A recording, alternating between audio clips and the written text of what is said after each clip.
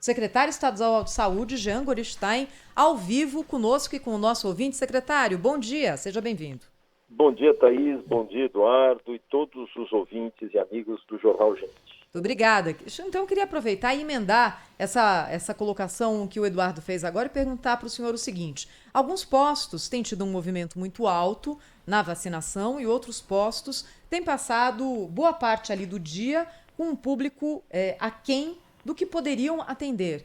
Eu, nessa semana, vi num estacionamento de um shopping aqui na Zona Sul, um posto de vacinação, secretário, tinha 5 cabininhas, nenhuma pessoa sendo atendida. E aí o que eu penso é o seguinte, tem vacina ali, alguém poderia ser vacinado e não é. Essa circunstância pode levar o governo do estado a antecipar a vacinação por idade que foi anunciada nessa semana? Na verdade, todo o operacional de vacinações é feito pelos municípios. E os municípios distribuem as vacinas exatamente nos postos, que nós chamamos de pontos de vacinação, e eles estão localizados de forma estratégica. Porém, alguns, pela facilidade de acesso, eles são muito mais frequentados do que outros, mas nem por isso recebem menos pessoas, porque elas acabam se diluindo mais ao longo dos dias. De toda forma, nós estamos muito atentos, o governo do estado de São Paulo, sobre a liderança do governador João Dória, muito atentos às doses de vacinas. À medida que tenhamos mais doses, mais grupos serão e estarão sendo avançados para serem protegidos, imunizados.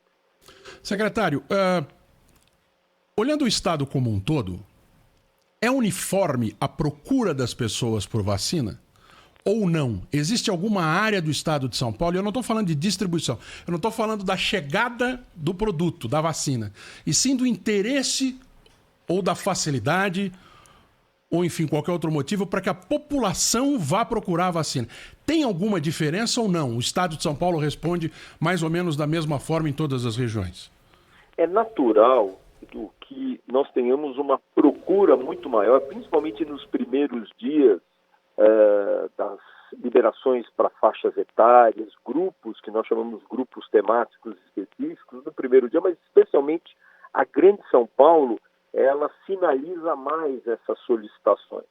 As outras cidades, especialmente as cidades do interior de São Paulo, elas acabam tendo a procura, e a procura realmente existe para todos de uma forma uniforme, mas de toda sorte, como disse, nos primeiros dias, quem sinaliza um aporte maior na solicitação da vacina acaba sendo a Grande São Paulo, e mostrando isso nitidamente. Nós temos gráficos que fazemos na Secretaria de Estado da Saúde e ela identifica exatamente o que você acabou de perguntar.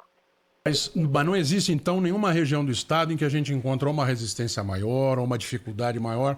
Isso não está sendo registrado por vocês? De forma nenhuma. As pessoas querem vacinar, as pessoas pedem cada vez mais, os municípios muitas vezes falam, puxa vida, eu não posso vacinar mais. Não, nós temos que seguir as grades que são dadas pelo Ministério da Saúde através do Plano Nacional de Imunização. Felizmente, nós temos aí o desejo das pessoas em vacinar. Infelizmente, e é importante lembrar, como já foi dito por vocês, que amanhã nós teremos o dia D. Por que o dia D foi instituído pelo governador do estado? Ele foi dito exatamente porque nós temos hoje 403 mil pessoas que não tomaram a segunda dose da vacina. E nós precisamos que essas pessoas, para estarem devidamente imunizadas, protegidas, tomem a segunda dose.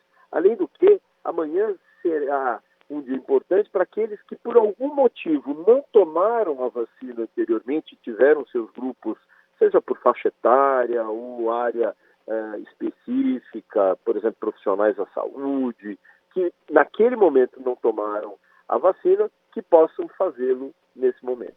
Qual que é a explicação que a secretaria tem para isso, secretário? Por que aquele frisson, gente dormindo na madrugada na fila para tomar a primeira dose, não se repete na segunda? É uma coisa bastante interessante. As pessoas têm a falsa sensação que elas estão totalmente protegidas com uma dose só. E isso não acontece só com a vacina do do Covid. A gente vê isso naturalmente para outras campanhas vacinais que necessitam 2 ou 3 doses e as pessoas realmente precisam ser convocadas para estarem lá, muitas vezes levarem seus filhos para imunizar. Então é importante as pessoas lembrarem que para estarem devidamente imunizadas, devidamente protegidas, elas precisam as 2 doses da vacina que sejam ministradas. Secretário, o governo do estado fez esse desenho, né, esse calendário indo até 31 de dezembro, já separando por idade, o que é muito interessante para aplacar a ansiedade das pessoas, né? Aquela pergunta, quando é que eu vou poder me vacinar pela primeira vez? Ela, de certa forma, está respondida. Porém, é uma tentativa, né? Quanto que nesse calendário é certeza e quanto que é uma expectativa positiva, porque agora a gente vai ter IFA sendo produzido na Fiocruz, porque agora a gente já vai ter uma quantidade maior de vacinas também sendo produzida no Butantan? Nós temos vacinas que estão sendo produzidas tanto no Butantan, na Fiocruz, IFAs já programadas e que chegarão, todos aqueles entraves diplomáticos já foram resolvidos, assim como outras vacinas estão chegando, como da própria Pfizer. Então, de forma milimétrica, todas as quintas-feiras nós nos reunimos, inclusive quem é o coordenador dessa reunião do Programa Estadual de Imunização é o governador João Dória, e de forma milimétrica essa distribuição das vacinas e programação de distribuição das vacinas são dadas, baseadas também nas informações do próprio Ministério da Saúde. Então, nós temos muita tranquilidade que esse calendário seguirá. Nós temos ainda que lembrar que o governo do Estado de São Paulo fez uma carta de intenção de compra já em 2 de fevereiro, agora para o Butantan, para aquisição de mais 30 milhões de doses da vacina, que essas serão voltadas integralmente para São Paulo. Secretário Estadual de Saúde, Jean Gorenstein, ao vivo conosco aqui na Rádio Bandeirantes. Queria falar com o senhor também sobre a situação da pandemia, não só da vacina, não é, secretário? A gente ainda tem hoje um patamar alto na contaminação, número de casos em todo o Brasil, e parece que estacionamos ali num patamar muito desconfortável também no total de mortes no país. O senhor teme a tal da terceira onda, secretário?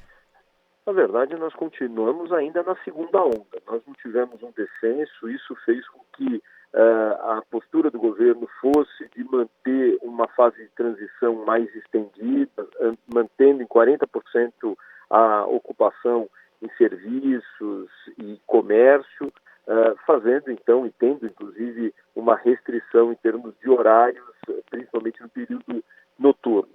Dessa forma, estamos atentos a esses números. Os municípios, eles passam a ter uma autonomia maior à medida que eles têm uma condição diferente de outros municípios, ou seja, uma ocupação de leitos de UTI maior, uma taxa de transmissão maior, de criar localmente medidas mais rígidas, mais robustas de proteção da sua população. Mas dessa forma, nós entendemos que a partir do momento que tivermos a vacinação na sua progressão, então nós já vacinamos aqueles grupos que nós chamamos grupos mais vulneráveis, são aqueles que têm risco de desenvolver formas mais graves e morrer em decorrência dessas formas graves. Então, nós já acabamos de vacinar os idosos, aquelas pessoas acima de 60 anos.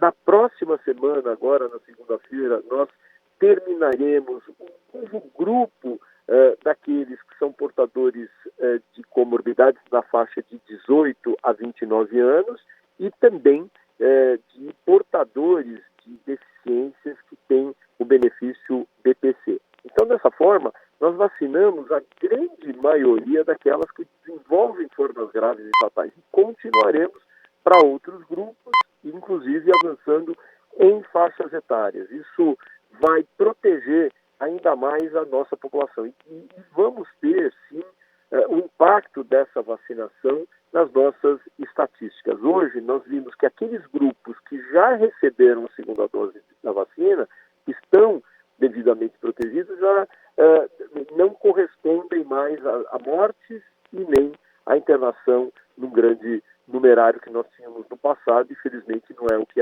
é visto hoje. Quinto sinal marcou a hora oficial do Brasil, 9h30 no Jornal da Bandeirantes. Gente, nós estamos conversando com o secretário de Saúde do Estado de São Paulo, Jean Carlo Gorenstein. Eu tenho uma última pergunta para o senhor, secretário.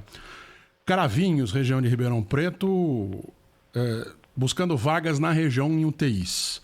Franca com 92% quase de ocupação nas UTIs.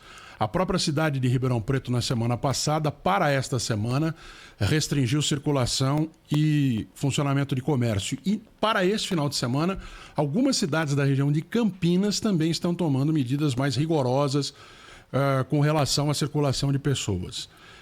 É algo focalizado, que apenas preocupa nessas regiões, ou há um movimento em torno de crescimento dos números em todo o estado?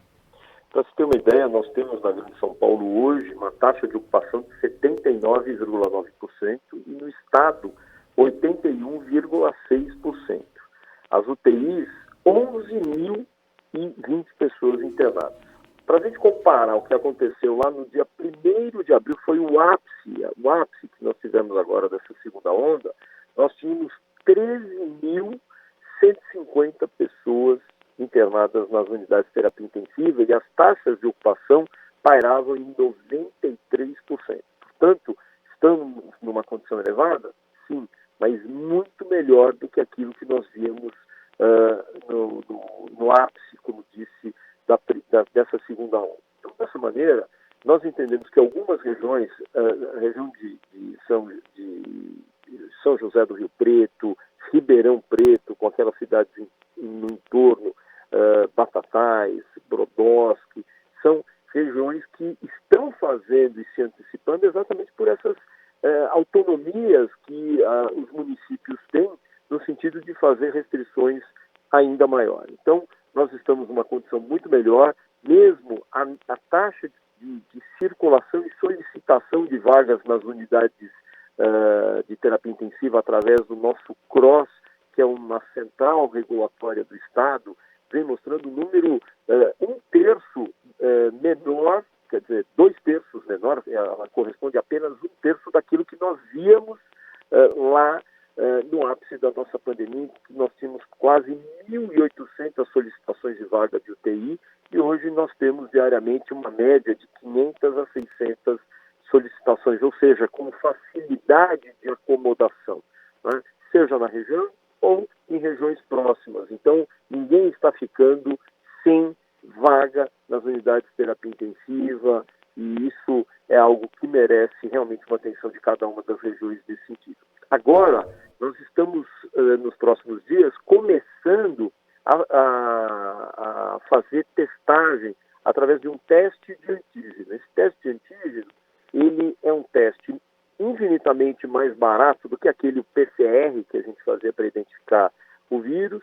Ele sai em 15 minutos em relação também ao PCR que demorava 7, 10 dias, dependendo da região do estado que lá estivesse sendo realizado. E tem uma eficácia e uma especificidade para o vírus em 97%, ou seja, é um teste ótimo. Qualquer indivíduo hoje que tem dor de garganta, nariz entupido, já é eleito a fazer essa testagem, uma vez que o Covid pode ter esses sintomas iniciais. E fazendo a testagem, se positivo, esse indivíduo vai para o isolamento e nós rastrearemos, tanto do ponto de vista clínico quanto em testagem, a todas as pessoas do seu entorno.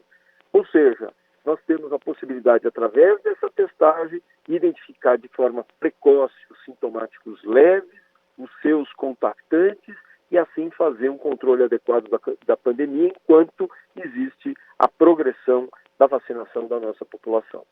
O secretário Jean Gorenstein, secretário estadual de Saúde de São Paulo, conversou ao vivo aqui com um ouvinte da Rádio Bandeirantes. Muito obrigada, secretário. Até a próxima. Muito obrigado, Thaís, Eduardo, e a todos os ouvintes da Rádio Bandeirantes. Obrigado, secretário.